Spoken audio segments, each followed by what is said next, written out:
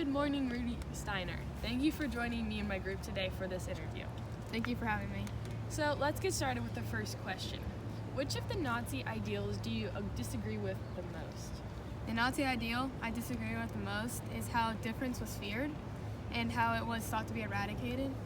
And I personally didn't see this problem with being different color or living with different features or having different beliefs like the Jews. And we can appreciate one another for our different achievements, even if we don't look like very similar to one another. We're all just humans and we're all in one society. Yeah. So what compelled you to step out and hold back Liesel in front of the crowd? Well, what compelled me was that my love for Liesel, and I wanted I wanted what's best for her well-being, and I was very loyal to her. And I knew that it would cause her more harm to be out there with the crowd of Jews again. And I'd rather get hurt by her than to get hurt in the crowd of Jews. Yeah. So why was the drafting of your father into the army a shift for your attitude and character? Well, it was the first time I realized what the Nazi power was like, and what he had done was that bad, and why he was being punished for protecting me. I couldn't understand it at all. And I saw the world in a different way and started noticing all the terrible things that was brought into my life by the Nazis. So why was your death in the book symbolic for Liesel, and then what did it symbolize? So my death symbolized a loss of innocence for Liesel because I was like a big part of her childhood, and I was kind of like goofy and all that, kind of like lightened her mood.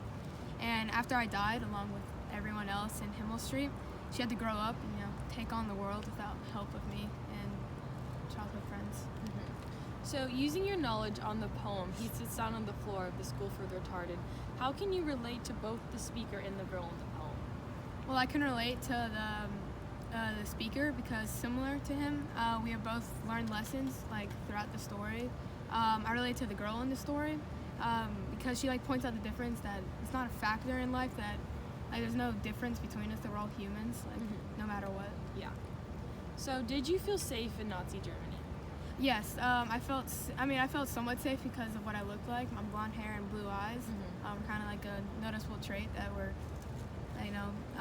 but I couldn't agree with what they were teaching, that they were good and bad. But I guess just having different was a bad thing. And what part of Mrs. Scirocco's class would you feel like you would excel in? I would excel in the writing portion of Mrs. Scirocco's class because I could voice my own opinion and judgment and express my own opinions and views in the form of literature. Reflecting on them.